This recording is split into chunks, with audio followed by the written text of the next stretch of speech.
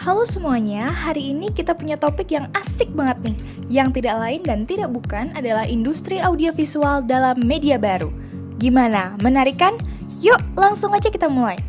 Tapi sebelum kita mulai membahas tentang industri audiovisual dalam media baru, ada baiknya kita pertama-tama membedah maksud dari istilah-istilah tersebut secara satu persatu. Dimulai dengan istilah industri, audiovisual, kemudian media baru. Mendengar kata industri, maka pemahaman kita tidak akan jauh dari suatu kegiatan ekonomi. Seperti yang tercantum dalam Undang-Undang Republik Indonesia Nomor 5 Tahun 1984 tentang perindustrian, industri dijelaskan sebagai sebuah kegiatan ekonomi yang mengolah bahan mentah, bahan baku, barang setengah jadi, dan atau barang jadi menjadi barang dengan nilai tinggi untuk penggunaannya, termasuk kegiatan rancang bangun dan perekayasaan industri.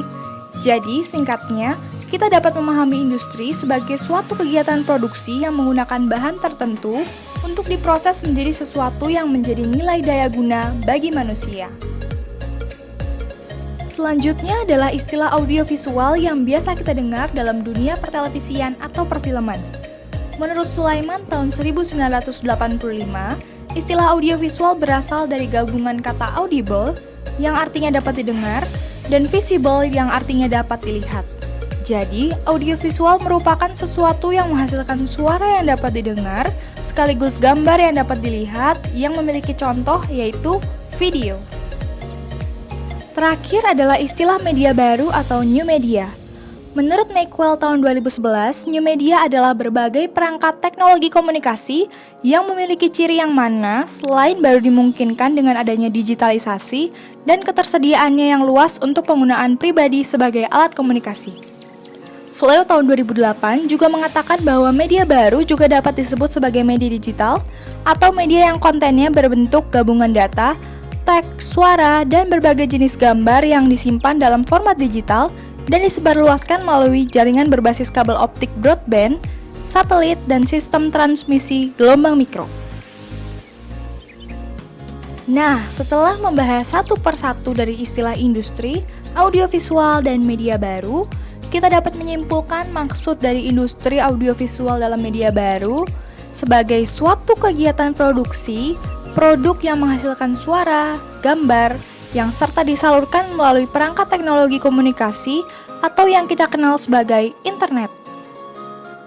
Sebelum masuk ke dalam studi kasus, kita juga perlu mengenal salah satu teori yang nantinya akan menjadi acuan kita dalam menganalisis kasus, yaitu masyarakat informasi.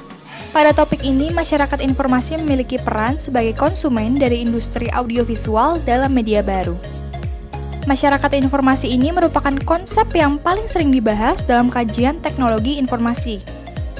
Masyarakat informasi dapat didefinisikan sebagai keadaan masyarakat di mana produksi, distribusi, dan manipulasi informasi menjadi kegiatan yang utama serta dapat menggunakan informasi dan teknologi komunikasi baru.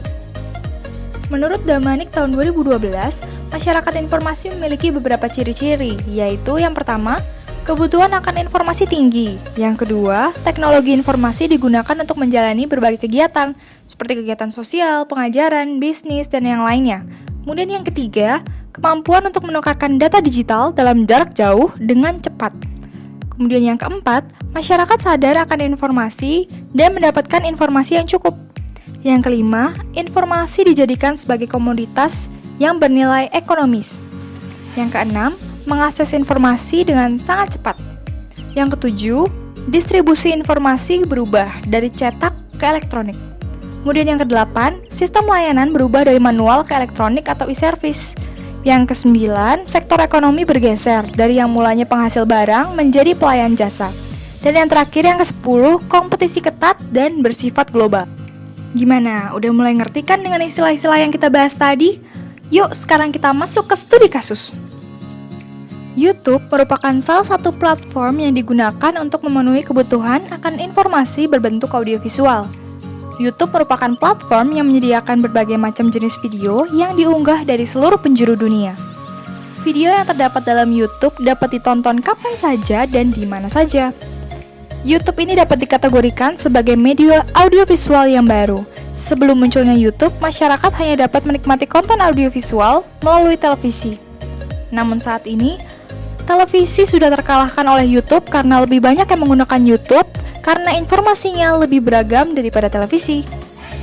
Jika televisi adalah media informatif satu arah, lain halnya dengan YouTube, yang merupakan media informatif dua arah. Dilansir melalui katadata.com, ternyata YouTube mendominasi media baru dengan persentase 88% dari total pengguna media sosial tahun 2019. YouTube memiliki fitur yang membuat masyarakat dapat memberikan feedback atas informasi audiovisual yang disediakan oleh YouTube. Dan dengan ini dapat disimpulkan bahwa YouTube memiliki peran dan kekuatan yang berbeda dalam kehidupan bermasyarakat. YouTube sebagai salah satu new media akan memanfaatkan perkembangan digitalisasi. New media ini membuat konsumen dapat mengakses seluruh informasi kapan saja dan di mana saja. Selain itu, sumber dari new media ini berasal dari siapa saja, sehingga siapapun dapat menyebarkan informasi seluas-luasnya kepada khalayak. Seperti yang sudah dijelaskan sebelumnya, bahwa YouTube dapat memberikan kesempatan untuk berkomunikasi dua arah yang merupakan ciri dari new media. Dan hal inilah yang menjadi nilai plus untuk new media dibandingkan dengan media massa yang lainnya. Salah satu kegiatan dari hasil media baru dalam YouTube yang paling populer di Indonesia adalah menjadi beauty influencer. Siapa sih yang nggak tahu Suhai Salim? Suhai Salim saat ini sedang menekuni profesinya sebagai beauty influencer yang mengisi konten YouTube-nya dengan mereview berbagai produk kecantikan seperti skincare, body care, dan make up. Dengan kerja kerasnya sampai saat ini, ia berhasil menjadi salah satu beauty influencer yang berpengaruh dalam dunia perskincarean di Indonesia. Dengan cara mereview yang khas, Suhai pun sangat disukai banyak orang sehingga ia memiliki lebih dari 1 juta subscriber di YouTube. Kalau nggak salah ya, kalau salah ya maaf aja, nggak usah emosi. Maringono, incrit gitu. Kentara apa ketara? Jika kita analisis menggunakan teori-teori yang sudah dibahas di atas, maka Suhai Salim memanfaatkan YouTube sebagai new media untuk membagikan konten mengenai skincare sesuai dengan passionnya. Konten-konten yang dibuat oleh Suhai Salim menjadi salah satu contoh dari industri audiovisual dalam media baru. Suhai Salim memproduksi video-video dengan gambar serta suara yang menarik dan memberikan pesan atau informasi kepada khalayak yang kemudian ia unggah melalui akun YouTube-nya. Keberadaan new media ini membuat siapa saja dapat dengan mudah membangun suatu industri audiovisual dan tidak hanya terbatas untuk para konglomerat-konglomerat. Hal tersebut pun dimanfaatkan oleh Suhai Salim untuk membangun industri audiovisualnya sendiri yang sesuai dengan kemampuan dan kreativitasnya. Dengan adanya fenomena tersebut, tidak menutup kemungkinan untuk kalian juga membangun industri audiovisual dengan modal yang seadanya melalui YouTube. Aktivitas yang dilakukan oleh Suhai Salim dalam memproduksi konten audiovisual yang berisikan informasi tentang skincare menjadi contoh bagaimana fenomena masyarakat informasi terjadi. Sebelumnya kita sempat membahas bahwa masyarakat informasi itu adalah keadaan di mana masyarakat menjadikan produksi, distribusi, dan manipulasi informasi menjadi kegiatan yang utama. Nah, jika kita lihat pada kasus Suhai Salim, ia memegang peran sebagai individu yang memproduksi sekaligus mendistribusikan informasi yang nantinya akan dikonsumsi oleh penonton-penontonnya. Maka dari itu, masyarakat atau penonton menjadi sadar dan memiliki cukup informasi mengenai skincare mana yang cocok untuk digunakan. Di samping itu, hal yang dilakukan oleh Suhai Salim ini sangat mencerminkan salah satu dari ciri-ciri masyarakat informasi loh, yaitu menjadikan informasi sebagai komoditas yang bernilai ekonomis. Seperti yang kita ketahui bahwa konten-konten yang dibuat oleh Suhai Salim ini penuh dengan informasi yang sangat dibutuhkan oleh kalangan remaja saat ini. Hal tersebut membuat banyak orang yang mengunjungi akun YouTube-nya untuk mendengarkan informasi terkait skincare atau make up. Nah, banyaknya penonton yang ia dapatkan ini pastinya akan meningkatkan pendapatannya di YouTube, serta akan mengundang brand-brand tertentu untuk menjadikannya sebagai endorser. Dengan demikian, informasi yang ia produksi akan menghasilkan profit yang bernilai ekonomis. Seperti yang sudah kita bahas di awal, new media memungkinkan komunikasi dua arah antara pembuat konten dengan penontonnya melalui kolom komentar yang sudah disediakan. Kolom komentar tersebut dapat berisi request konten ataupun feedback dari penonton kepada Suhai Salim. Kolom komentar tersebut menghubungkan antara konten kreator dengan penontonnya. Nah, Suhai Salim ini mengisi sebagian kontennya dengan review produk skincare. Ada yang merupakan skincare yang sudah ia gunakan sebelumnya, dan ada juga yang merupakan request dari subscribernya yang diberikan melalui kolom komentar. Dan seperti pada umumnya beauty vlogger, seperti Suhai akan memberikan review sejujur-jujurnya atas sebuah produk. Review dari Suhai Salim ini akan memberikan masukan yang rasional berdasarkan pertimbangan logis, pengalaman dari kualitas produk, serta kelebihan dan kekurangan dari sebuah produk yang tentu saja akan membantu viewers untuk memutuskan pembelian sebuah produk. Bukan hanya Suhai Salim, viewers dari Suhai Salim juga merupakan bagian dari masyarakat informasi loh. Hah, kok bisa? Tentu aja dong, karena viewers juga menerapkan ciri-ciri dari masyarakat informasi. Seperti contohnya, viewers memiliki kebutuhan akan informasi yang tinggi. Ketika Suhai mengupload video tentang sebuah merek, banyak dari viewers yang merequest merek lain untuk direview oleh Suhai. Mereka membutuhkan informasi akan produk-produk lain yang belum direview oleh Suhai sebelumnya. Banyak viewers dari Suhai Salim yang sudah sangat mempercayai Suhai sebagai patokan untuk dunia perskincarean, bahkan sampai meninggalkan komentar, "I don't need dermatologist, I have Suhai Salim."